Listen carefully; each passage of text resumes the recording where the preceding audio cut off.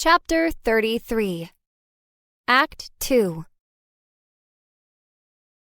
"Hey, Miss Emily, come on over here for a mo." It was the afternoon of my 33rd day on Paradise, and I was about to head into the forest. I was feeling damp and a little tired. I'd spent all morning practicing paddleboard yoga with Ronnie. I wasn't very good at it. My height made me unstable, and I'd taken several unintentional nosedives into the bay. One slip even landed me in a school of slimy giraffe fish. Ronnie laughed so hard she cried. Now that it was after lunch, Ronnie was taking a nap, and I was on my way to the mountains when I heard Harold's call.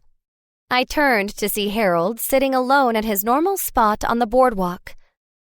"Good afternoon, Harold," I said, crossing over to him. "Where's your partner in crime?" "Old Cletus wanted an air-conditioned nap this afternoon." Harold shook his head in disapproval. "He's getting soft in his old age." "Aren't you technically older than him?" I smiled. "Exactly," Harold exclaimed. "But you don't see me wimping out and abandoning our post now, do ya? What if we get new arrivals this afternoon? They'll need someone to show 'em where to go." "I'm sure any new arrivals could find their way to the resort," I assured him. "The entrance is less than 100 feet away." But it ain't very welcoming to arrive on an empty dock." Harold swatted away my comment. "You and Miss Ronnie might not have gotten off if it hadn't been for the persuasive powers of us charming gentlemen." "That's true," I conceded with a chuckle. "Your peer pressure was quite convincing." "Well, set your keister down and keep an old man company." Harold gestured to a lounger next to him. I hesitated. "Okay, but I can't stay for long. Dr. Greensboro asked me to help her tag Kikiwa chicks this afternoon." "Dr. Greensboro," Harold mumbled. "That's the skinny bird lady, right? What's she doing up in that jungle all the time anyway?" "Foul play." I smirked. Harold raised his eyebrows at me. "Lordy, we need to work on your puns." "Is that why you called me over here?" I chuckled. "Nah." He scooped up a handful of raw popcorn kernels. "I called you over to plan a little prank on our namby-pamby friend Cletus." "Nothing dangerous, I hope." I wouldn't want to shock the old man into a heart attack. "Only to his manliness." Harold's lips curled into a mischievous grin. Before I could question that ominous statement, Harold plowed on. "You haven't been taking your new you pills, have you, Miss Emily?" I blushed in surprise and embarrassment. Is it really that obvious? I wasn't opposed to New You.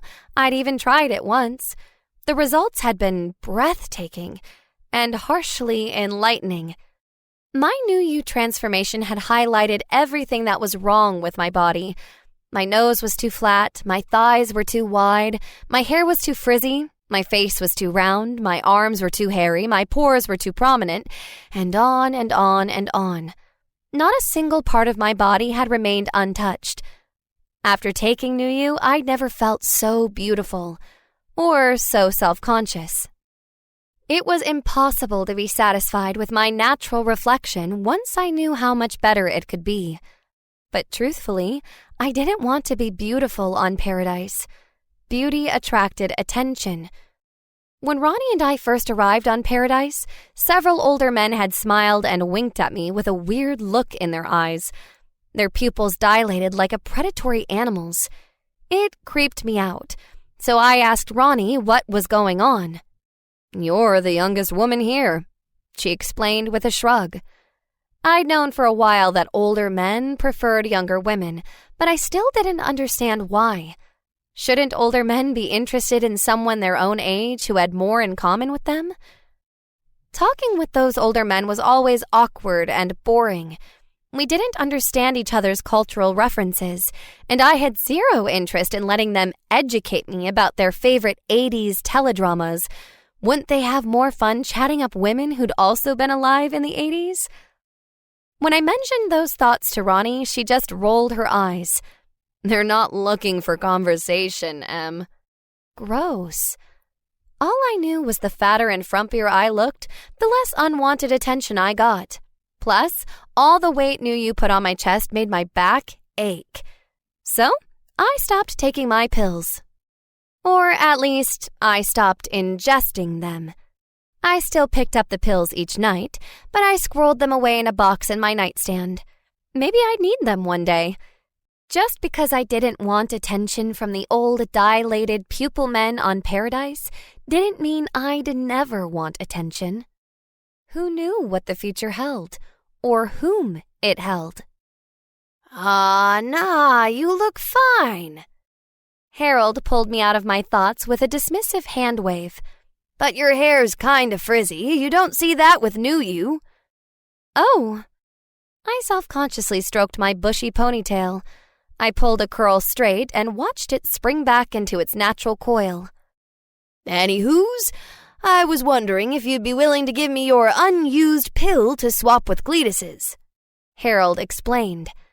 My face scrunched in confusion. What'll that accomplish? Well, you see, the boy pills and the girl pills do different things. Men want to be all muscular and stuff. He flexed a bicep to demonstrate. While women, well, they just want their fat in the right places. He cupped his hands in front of his chest and jiggled them for a moment. Then he cleared his throat meaningfully before placing his hands back on his armrests. All I'm gonna do is secretly swap out his boy pill for the girl pill. So you're basically asking me to help you give Cletus man boobs for a day? I sat back in amused incredulity. Harold grinned. I think his butt will grow a bit too. And you're sure it's harmless? Oh, yeah. Hormone bombing was a common prank 20 years ago. Harold popped a few raw popcorn kernels into his mouth. But it got a little out of hand. That's when they started rationing the pills to one a night. Before then, Nuyu dispensers were in all the common areas. Okay, I chuckled. I can go grab you a pill now if you'd like. Why not? The two men were best friends. They'd never do something that would hurt each other. Besides, I was curious to see the results. They don't put the pills out till evening, Harold reminded me. Oh, I've got a whole box in my room. I explained my pill-hoarding habit to him. Welp, Harold leaned back in his lounger. As the saying goes, there's only one thing worse than having your doctor say you'll have to take a pill every day for the rest of your life. And what's that? Realizing he only gave you one pill. After ensuring Harold was only choking on laughter and not on raw popcorn kernels, I went back inside to grab him a Nuyu pill. As I crossed the atrium, Cletus called out from his balcony. Hey, Miss Emily, come on over here for a mo. I have a great plan to prank our old friend Harold. 1 hour later and 2 Nuyu pills poorer, I finally joined Dr. Greensboro in the Kikiwa tagging. That night at the beach bonanza, a strange melancholy hung over me. I didn't know why. I'd enjoyed a fun afternoon with the adorably fluffy Kikiwa chicks. I was sitting at a campfire surrounded by friendly people and tasty food. I was excited to see the results of Harold and Cletus's schemes the next morning. I, of course, hadn't informed them they were pranking each other. I ain't no snitch. Yet, despite my pleasant circumstances, my vague feeling of discontent persisted. I excused myself to walk down to the ocean and clear my head. I left Ronnie flirting with a stocky yet handsome man at one of the braziers. They were hitting it off well, laughing at each other's jokes and exchanging food recommendations. Seeing them together made me happy. Ronnie was going to be all right, but it also made me sad. Our paths were diverging. I stood in the surf and let the waves flow over my feet. The ocean eroded the sand beneath me and pulled at my ankles. It pulled at my heart as well. It was time to move on. Mingled laughter and calypso music floated toward me on the breeze. My thoughts turned to the people on the beach. They were lounging around their braziers, roasting fen mallows and enjoying each other's company. I knew I was welcome to join them, but the thought somehow saddened me. I didn't truly belong here. I remembered what the mysterious professor had told Dr. Greensboro. Paradise is a social experiment to find the difference between comfort and happiness. Was that true? I was certainly comfortable here, as long as lecherous men like Jeremy kept their distance. I might even be happy, but I definitely wasn't satisfied.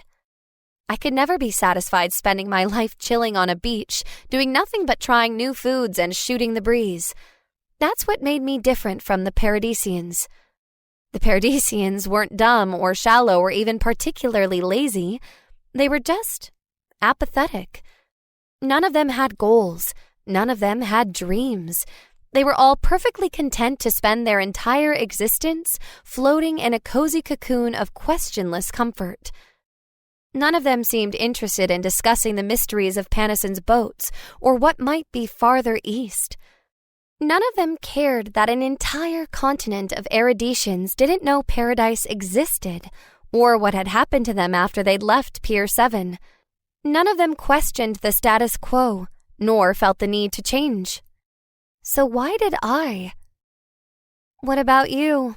I asked a large dragon turtle that had dragged herself onto the beach. "Ever had an existential crisis?" The bluish-green dragon turtle blinked up at me. Then she dropped her head with a sigh and expelled a gush of seawater from her stomach. "Yeah, I thought you'd say that." A peripheral movement caught my attention. I turned left to see that day's empty Panosyn boat pull away from the stone pier to resume its journey east. An odd feeling of longing washed over me, like a homesickness for a place I couldn't remember. Why did I feel like a stranger in my own world? I stumbled as an abnormally high wave rose around my legs and pulled me forward. "Hey!" A familiar voice called softly from behind me. "Is this a private brooding or can anyone join in?" I turned my head as Ronnie approached from the dunes. "Come on in," I said with a smile I didn't feel. "The water's great. The brooding's not half bad either." Ronnie joined me at the water's edge, dangling her sandals in her left hand. I studied her in the moonlight. The new you had worked its magic. Ronnie looked younger, thinner, and healthier than she had when we'd first met. But it wasn't just her physical appearance that had changed. Her entire demeanor felt different. She wasn't exactly happier, but she did seem more at peace with herself.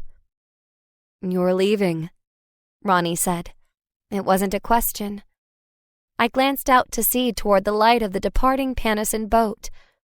"The boats don't stop here, Ronnie, so neither can I." "I thought as much," she said with resignation. "There aren't enough books here for you." I laughed. If all I wanted was books, I would have stayed on Eridet and become a professor, and even that wasn't enough to satisfy Dr. Greensboro. Another wave lapped around our ankles as we stared out across the moonlit bay. "So, what do you think will satisfy you?" Ronnie asked. "I dunno." I dug my toes deeper into the sand. "Maybe returning safely to Eridet and telling everyone what we found?" I shrugged. "All I know is I have to keep going. I sailed east to come and see what's beyond the mist. I feel like I've seen everything Paradise has to offer. Now it's time to go and see what else Panosyn has in store for me." Ronnie nodded slowly with a non-committal grunt. "But what about you?" I turned to her. "This resort seems perfect for you. No work, no worries, and plenty of chill, fun-loving people for you to meet. That handsome guy at the brazier seemed really into you." Ronnie sighed and folded her arms over her chest. She stared at the breaking waves. After the second set rolled by, she said, "I haven't told you yet, but I talked to Jack last week." "Really?" I struggled to hide my burning curiosity. I didn't want to spook her out of opening up. "How'd it go?" Ronnie let out a heavy exhale. You know, Jack and I spent less than 2 years together. Just 18 months followed by 11 years of reliving them. She watched another wave lap at her ankles. And you know what I realized? I realized I loved my fantasies of Jack much more than I ever loved him. I didn't understand, so I copied her slow nod and non-committal grunt from earlier. A year ago, this was my dream. She gestured vaguely to the beach. Well, actually, this is much better than my dream. I never dreamed I'd find Jack at an all-expense-paid resort on a tropical island where there are no problems or responsibilities. My dreams usually consisted of me saving him from some kind of tentacled mist monster. She smiled at the ridiculousness of it. The Jack of my dreams was a witty, attentive, intuitive man who loved me unconditionally and always knew exactly what I wanted without being asked. She let out a derisive snort. Panouche, I was dumb. I didn't realize I was idealizing my memories of Jack into an imaginary man of unattainable perfection. No wonder I could never date another man. But you did date a lot of other men. I reminded her. Never seriously. Ronnie rubbed her forearm. I was never truly open to the possibility of committing to another man because I believed I already had a soulmate. Whether in this life or the next, I just knew we'd end up together. I could just feel it. She chewed her bottom lip and slowly shook her head. But that feeling was wrong. She took a few steps back from the surf and slumped onto the sand, as if the weight of this realization was too much for her to handle standing. I was so wrong about him, Em, she whispered. He never loved me the way I loved him. He never planned on coming back for me. I've thought about him every day for the past 11 years, and he probably never thought of me at all. I feel so pathetic. You're not pathetic. I sat down next to her, considering my next words. You were selfless. Giving love is the most selfless thing a person can do. You saw Jack for his best self and for everything he could be. Everyone wants to be seen like that. You loved him so much you were willing to be vulnerable for him. That takes courage. You gave him the most beautiful gift in the world. He's the pathetic one for not recognizing it. Ronnie leaned her head on my shoulder. Thanks, Em, she said with a sigh. But talking smack about him doesn't make me feel any better. Jack may not be the perfect man for my fantasies, but he's still a great guy. I wouldn't have loved him so deeply for so long if he wasn't. I think part of me will always love him.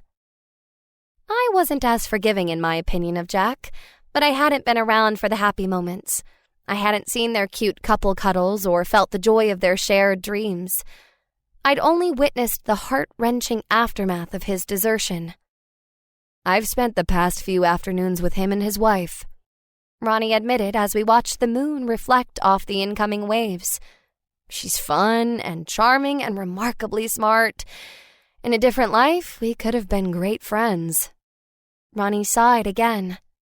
But not now. Now I'll be stuck forever comparing myself to her, forever wondering what she had that I didn't. Proximity? I offered. That was rhetorical. Ronnie groaned, raising her head from my shoulder. What I'm trying to say is, I can't stay here. I can't stay here watching them and wondering what might have been. I need to move on.